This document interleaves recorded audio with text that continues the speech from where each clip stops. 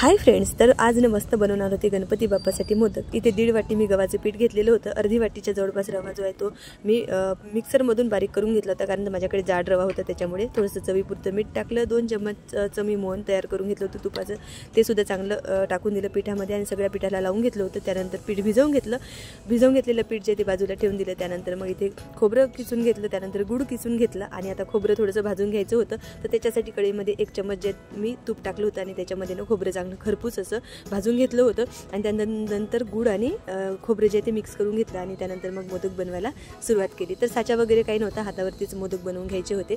तर कसे तसे मोदक बनवून घेतले, कारण त्याचा सवय नसते, वर्षातून एक वेळा आपण मोदक बनवत असतो।